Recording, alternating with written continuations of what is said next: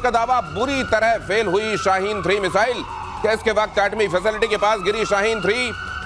डेरा गाजी खान में हुआ जोरदार धमाका।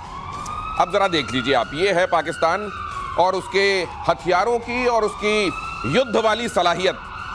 ये इसके बावजूद उनको कोई लज्जा नहीं हो रही होगी, मुझे लगता है। लज्जा नहीं, वो तो मैं आपको बताता हूँ, बहुत बढ़िया बात है ना। अच्छा, ये देखिए, हाँ बिल्कुल, देखिए अब पाकिस्तान ने क्या करा कि अपने ऊपर मिसाइल मारी। According to the news reports कि पाकिस्तान ने अपने ऊपर मार ली मिसाइल। अब पाकिस्तान क्या करेगा? अब पाकिस्तान ये तो नहीं कह सकता कि भाई ये चाइना ने गलत माल दिया, एक्सपायरी डेट वाला हमें दे दिया। जैसे होता है ना खाने का सामान में एक्सपायरी डेट, उसके बाद खाओ तो पेट खराब हो जाता है। ये एक्सपायरी डेट वाला जो ई है ना, ई that is not export, that is expiry. जो कहते हैं मिसाइल के आगे ई लगा रहता है, तो ई वाला माल है। अब इसमें ब्लेम करेंगे कि हिंदुओं ने साजिश कर दी, यहूदियों ने साजिश कर दी। ये गेम अब शुरू हो जाएगा कि साजिश ढूंढो इसके अंदर क्या है, क्योंकि खुद नालायक और माल जो है वो 2 नंबर। ये है भाई साहब बात। ये तो नाच नहीं आने पर आंगन टेढ़ा होता है और तमाम दूसरी जगहों पर ठीकरा फोड़ने की कोशिश होती है। सोचिए शाहीन 3, नाम देखिए शाहीन।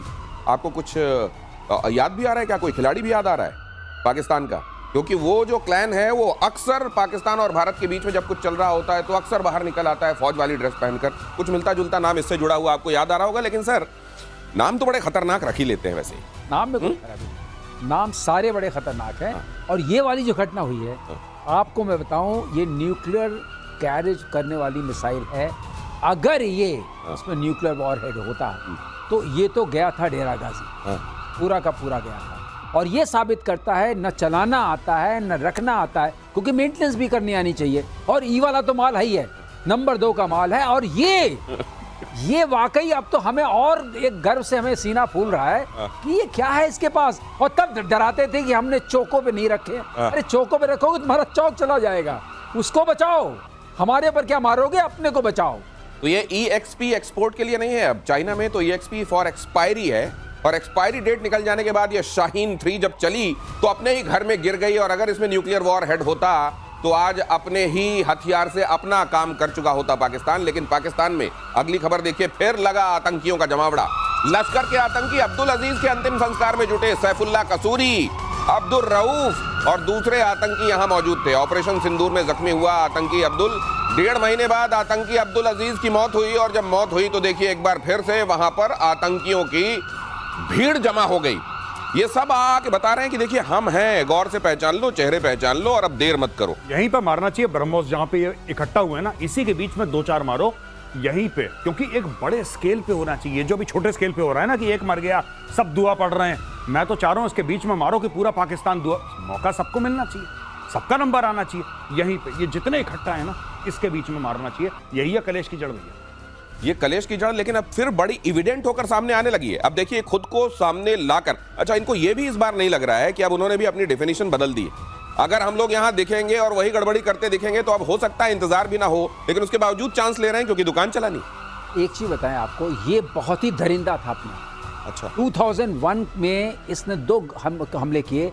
एक तो हैदराबाद में गणेश चतुर्थी की पूजा हो रही थी वहाँ किया, और 2001 में इसने जो है वो पार्लियामेंट वाला अटैक किया था, और 2008 में 26/11 किया था। तो ये आदमी, ये इसके साथ जो हुआ है, 1.5 महीने इसने सफ़र किया। बहुत अच्छा हुआ कि तुरंत नहीं मरा। ये ज़रूर सफरेंस ऐसी होनी चाहिए थी। हज़ारों सैकड़ों की मौत का ये जिम्मेदार है, और इसके लिए इतने लोग खड़े हो रहे हैं। ये पाकिस्तान का असली चेहरा है जो गौरव बार बार बताते हैं। यही असली चेहरा है। तो ये कहते हैं एंटी टेररिस्ट, उसके हम UNSC में डेजिग्नेट किए गए हैं, और ये ग्लोबल टेररिस्ट भी है। इसको US ने भी टेररिस्ट डिक्लेयर किया हुआ है, UN ने भी टेररिस्ट डिक्लेयर किया है, और हम लोगों ने भी किया हुआ है। अब कहते हैं हमारे पास कोई नहीं है आज। लेकिन आर्मी वाले फटीक में कोई नहीं दिख रहा है। कोई ऐसे ये शादी वर्दी में पहुंच गए क्या? नहीं भैया, बहुत बढ़िया पॉइंट है आपका दिनेश भाई। पिछली बार एक्सपोज हो गया था पाकिस्तान, यहाँ पे आतंकी मरा है, वहां पे नमाज जनाजा में कोर कमांडर बैठा है, 3 स्टार जनरल पाकिस्तान आर्मी का, ISI के ब्रिगेडियर, मेजर जनरल, सब नमाज पढ़ रहे हैं और कह रहे हैं इसको डायरेक्टली 1x72 ऊपर सीधा, इसको जरूर वहां पे ऊपर भेजना और उनको मिलना चाहिए सब पूरे 72 VIP लाइन से 71 ना हो जाए, VIP पास लेके भेजो, पूरे 72 चाहिए। अच्छा, ये इस भाई को वहां पे अब क्या हुआ कि पहली बार एक्सपोज हो गए, भारत ने पूरा सबके सामने पोस्टर छाप दिए भारत ने। अब इसमें देखना पीछे सारे के सारे फौजी होंगे जो सादी वर्दी में बैठे हैं, किसी को नहीं बता रहे, चुपचाप लेकिन दिल के अंदर तो आतंकी है। हाँ। तो दुनिया के सामने एक ऐसा डालो माहौल कि नहीं भाई इसमें तो कोई फौजी है ही नहीं, सबके सब फौजी बैठे। एक्चुअली प्रॉब्लम एक और है, वहां पे फौजी और आतंकवादी के बीच में सारी शक्ल एक जैसी है। आपने कभी नोट करा है? बिल्कुल। आपको नहीं पता लगेगा जनरल कौन है और वहां पे सुसाइड बॉम्बर कौन है, सब एक जैसे दिखते हैं वहां पे, नोबडी नोज। तो ये एक जैसी वाली स्थिति में देखिए, यहां कोई वर्दी के साथ अगर नहीं है तो आप पहचान नहीं सकते। उस बार वर्दी के साथ गए थे, दुनिया ने देखा तो शायद उनको ये लगा कि यार इससे ना जबरदस्ती की बात होती है तो हम सब एक ही, लेकिन इस बार हमको अब सिविल ड्रेस में ही पहुंचने दो। सबके सब वैसे ही वहां आपको दिखाई दे रहे हैं। निश्चित रूप से यहां आर्मी के लोग मौजूद होंगे। और पाकिस्तान से इसी में ये बड़ी खबर देख लीजिए, इमरान की पार्टी के नेता आतंकी घोषित हो गए हैं। 2 आतंकवाद रोधी अदालतों का फैसला। अच्छा, पाकिस्तान में भी आतंकवाद रोधी अदालतें हैं। सुनकर आपको हंसी आ रही हो तो थोड़ी देर के लिए रोक लीजिए, खबर पूरी सुन लीजिए। पाकिस्तान में 2 आतंकवाद रोधी अदालतों का फैसला है। पीटीआई के कई नेताओं को 10 साल की जेल हुई है। लाहौर और सरगोधा की अदालत का फैसला है कि ये पाकिस्तान तहरीके इंसाफ के जो नेता हैं ना, ये आतंकवादी थे, इनको सजा मिलनी चाहिए। आतंकवाद के खिलाफ बड़े कड़े कदम उठा रहा है पाकिस्तान। देखिए साहब, एक चुटकुला है, बड़ा फेमस जोक है कि एक अफगान आया पाकिस्तान में, तो बोला साहब आप कौन है, उसका पासपोर्ट देख के तो बोला कि साहब मैं अफगान मिनिस्टर फॉर पोर्ट्स हूं, बंदरगाह। तो कह रहा है अफगानिस्तान तो लैंडलॉक्ड कंट्री है, यहां पे बंदरगाह कैसे हो गया? कह रहा है आपके यहां भी तो लॉ एंड जस्टिस का मिनिस्टर है, मैंने कुछ बोला? मैंने कुछ बोला? आप कैसे पॉइंट आउट कर सकते हैं? तो भैया यही है पाकिस्तान का। इमरान खान को देखिए, आतंकी लॉ के अंदर अगर आप डालेंगे तो जीवन भर इनको बेल नहीं मिलेगी। अकॉर्डिंग टू पाकिस्तानी लॉ, घिसट के बेसिकली इमरान खान ने मना कर दिया। इमरान खान ने बोला कि मैं आसिम मुनीर के साथ कॉम्प्रोमाइज नहीं करूंगा। उसको खुला ऑफर है कि एक बार खान मान जा, जेल से बाहर निकलेगा, चुपचाप बैठा रहे, कुछ नहीं होगा, कुछ नहीं होगा, घर पे अपने बैठा आराम से।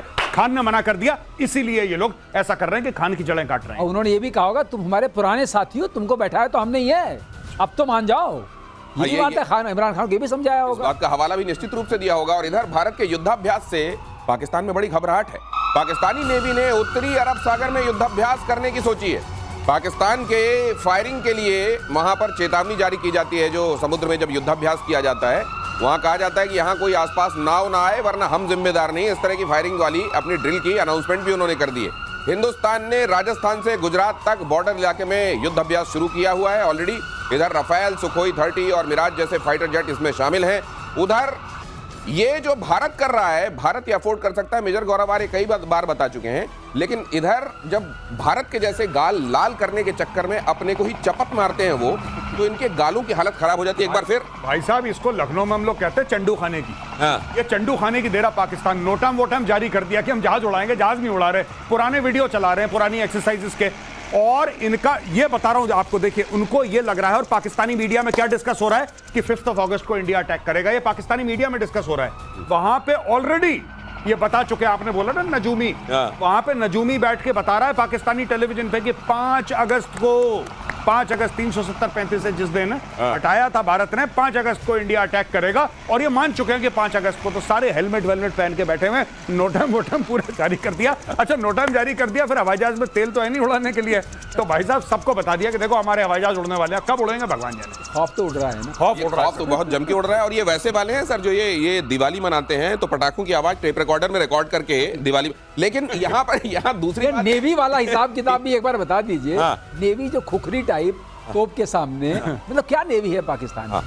कुछ भी नहीं है, नोटाइम जारी कर दिया कि देखो भाई फायर कर सकते हैं, अरे तो फायर कर सकते हैं। मत आना, हम लोग लड़ने वाले हैं। अपनी एयरफोर्स बताने के लिए कुछ मत करना। वो जो कार्डबोर्ड के गत्ते के बना सकते हैं वो फाइटर जेट, तो आपको उनकी नेवी क्यों नहीं हो सकती? आप क्यों